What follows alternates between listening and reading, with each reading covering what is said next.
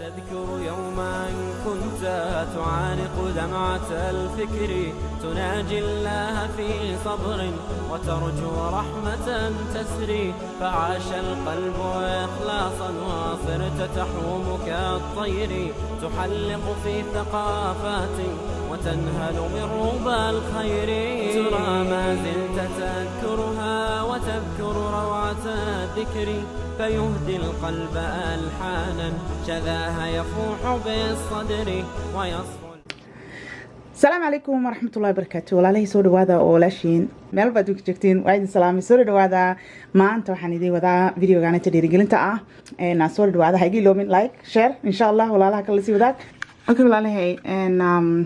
blow dryer ka usmay maanta but blow dryer ka ma hataa si oo maaragtay just qalajis leh inaan qalajiyo si dhaqso badan aan rabin inaan sameeyo walaalahey waxaan rabay maaragtay timaha marka dabaysid like tight saan ha u dabine jilci inta horeeto runtii and because ilmaha bidaar yeeshaan xijaab xirtaan soomaha bidaar yeelanayaan so try inaadan si taaka leh xoog leh aad u sameeyno or else waxa sameysaa marba dhinac ugu sameey styleka ugu dab saan like ku horeeto hore u soo daa si oo maaragtay xijaab markay xirtaan xataa ay dhagta gelin karaan oo xijaabkooda gashan karaan especially markay ilmaha inta la leekin sidee jir waa qoftaaneeto by the time 12 gaarto waxaan rabaa inay iyada sameysato but suurtagal maaha but sometimes it is qadijare 12 ku bilowday gabdhaha waaweyn waxaa laysoo weydiiyey timaha blow dryer ka hair styling ka waxyaalaha timaha dhan lagu sameeyo inaa guriga soo dhigtid waay insha Allah markaan lockdown kan ka bixi rabnaa markaan dukaanka aado oo alaabta timaha waxaas lagu gado waa in tusinayo video noo soo duwaya insha Allah idin la shargalaynayo hadduu rabidno okay blow dryer kan isticmaalay maanta so insha Allah so video dambeeto aad arki doonteen hadduu rabidno okay walaalahey waan dhammaystiray waxaan rabaa inaan tusiyo saliida aan ku sameynayo saliidana inta ku isticmaalayo laakiin runtii aflaaqo waay afkeedu wuxuu u baahan yahay timaha in laga soo sameeyo so salon marka aan insha Allah aan soo sameyn doona badawjeedin curly geris ku sameeyay Sunday routine kaanay waxa waaye yariis aan u sameeyay laakiin dabitaan ma qaani barbaratooya ahay wax walba waxa waaye isku tijaabis waayno anyway sana ugu sameeyay maanta quruxdaana inta ugu sameeyay very simple so yeah that's it. Baanideeda xiranaysa caawa and we're done. Hay had have fun. Xijaabkeena waxaan idin sheegay forehead kan waaye timihii ilmaha Soomaalida timaha halkan way ka wada guuraan maskiinta iyadoo yaraan ku bilaabinaa saan ugu soo dadabo so gabadha hadday yar tahay please ka faa'iideyso timaha gadaal ha u wada dabin I know style qurux badan waaye laakiin isku day inaad saan u dadabtid and forward and maxaa dhahaa hore say u haystaan timana way haystaan ku ciyaaraan timahoodana gadaal uguma biibayaan masaakiinta Soomaaliya dhan waxa waaye forehead keena xijaab xirtaan ilmahan moogta marka isku day timaha inaad forward u soo dabtid anyways fikrad leh waay hay maanta waxa waaye maanta ka shaqeynay linen closet ka waay horeedaan idin ku sheegin waxaan sameeyaa pillow case ka ayaan setkiis leh geliyaa say hadhow u kala dhudhumin waxa isbato dhan halkaas bilow iigu jiraan okay waa soo dhammaystiray saa u jeediyay waan soo nadiifiyay once a month waa bishii hal markii maaragtay haddaa waqti gelisid adiga waxaa arkaysaaba inay iska taagan tahay bishoo dhan waa iska taagnaanaysaa caruurta waxaan baray kuwaanita aniga waaye qof taabtumaha abdeer the reason aan u nadiifiyo waxay tahay runta haddaan idiin sheego waxa waaye xaajiga dhorta markay xareynayaan alaabta just waa lagu soo cariirinaa leh anyways taawalada waxaan sameeyay extra taawalada ma ogiyay qof walba taawalkiisa markii la dhaqo hoggaan u saaraa okay 3 bari 4 bari hal mar gooyaashoodii waa extrada ahaa sadkiis wato dhan waa isku wada laaban yihiin so waxaan sameeyay waa weynaadeen hadda ayagaa soo qabsan karaan okay kora loo qaadaya waa la soo saaraya kii loo baahan yahay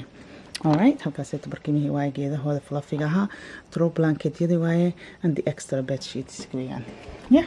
so that's it waa dhammaystirne linen closetka once a month waqti yar la geli kuwaana ugu daran kuwaana inta baro inaad sadkiis wato isla wada gelis hal meel saas isku kor saaranaysaa easily waaye markaan rabina soo qaato kan hal mar soo wada saaranayaan so ka faa'iideyso xataa haddii boorso aad gelinaysa maaragtay sariirta hoosteeda haddii san suuqa jiraan is easier okay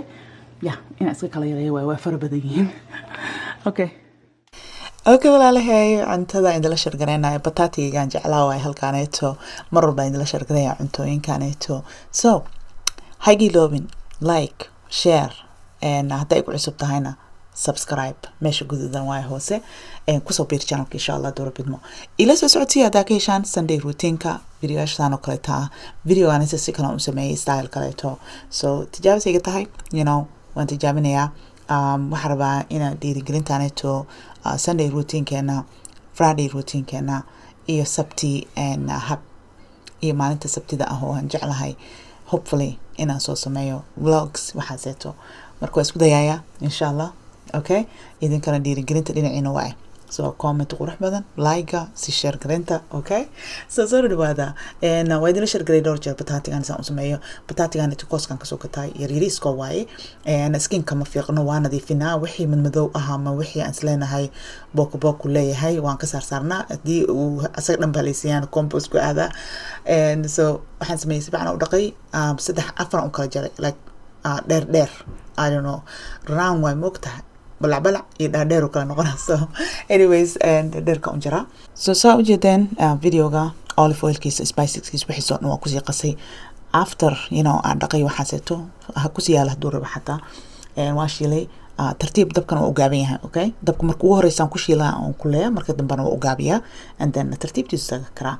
So saa u jeedeen walaalahay clipka aragteen oo malaynayaa wixii dhan ay sii jarjareen ay sii diyaarsan yihiin baaquliye ku sii jiraan easily waaye markaas ay cuntada si dhaqso leh u karinaysaa. Hopefully ay fikrad ku siisaan rabaa ilmaha guri kula jooga haday wax ku jarjari karaan inaad taadi easy jarjara ii sameeya dabeecad waxa waaye tarbiyad baraysid waaye way ku caawinayaan. So chickenka u jeedin hadda example ahaantiisa dukaanka oo hilibka iyo waxaas jiraan marka joogtid waxaad tiraahdaa sida steak oo slices oo qafiif ah igu jira chicken breast weeyaan xabadii 3 xabo ama 4 xabo ka dhigi karaa haduu bujir fiican u yahay. Anyways saas weeyaan chickenka maanta idin la shargareynayo soo ujeedin halkaaneet waxaan sameynayaa suqaar yar maanta waxaan idin shargareynayaa cashada videoga codkinta u dambeeyo ku duwan tahay waxa weeyaan leftoverka markii cunto leftover ku taalo cunto hartay markii ku taalo saa u naash lahayd aan rabaa inaan kula wadaago waxaan sameynayaa extra suqaar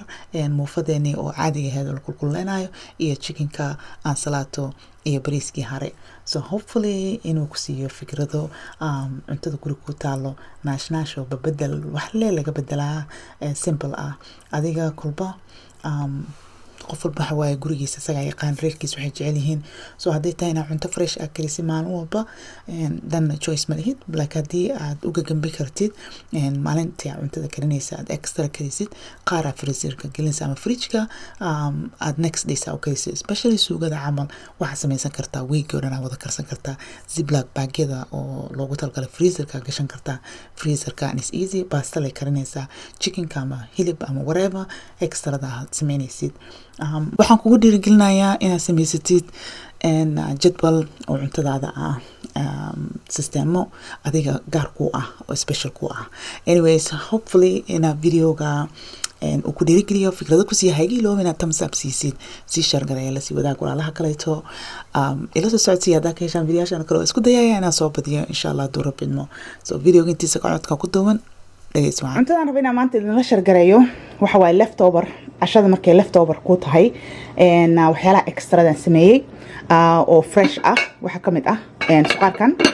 bataatigaas iyo chickenka. Okay everything else waxa waaye pre-ready waxa waaye nankaas ready weeyaan just waan shishilay waan diyaariyay aan salaato iska taqaanin oo jeedin chapatigaas waxa waaye suuqa Soomaaliya ka soo gadaa wax badan ma diyaarin because kana wax badan yahay and then leftover way bariiskaanito actually hadda runtii sheegay inuu ka badnaa intaan u maleynay iyo steak yar ay jiro beef steak oo ka haray xalay cashada so waa la naashnaashay waa lagu daray runtii diet kuma jiri laakiinse aniga waxaan iska yareynayaa inaan cuno bariiska iyo baastada iyo waxaaseeto so for me waxaan cunaa ansalaato iyo chicken steakas maybe nanka that's it waxaan iska ilaalinayaa iyo bataatiga bataatiga muu ku wanaagsana laakiin bataatiga ya iyo beef steak baa wixii ka haray waa shalay toole suqaarka haddaan idiin sheego suqaar rabinaan soo saarta laakiin beef steak ayaa ii soo baxay so waan dhudhuba un jaray leeno dhudhuba un jaray dhaqsuu karsamay waa aragteen saan u sameynaya suqaar ma idiin sheegaa si loo sameeyo akhayo so videoda ku joojinayaa jazakallahu khayra daawanaysaan hayga iloobin like share la sii wadaag walaalaha kaleeto insha allah waa inoo videoga dambe khayra idiin wada rajeynayaa السلام عليكم ورحمة الله وبركاته.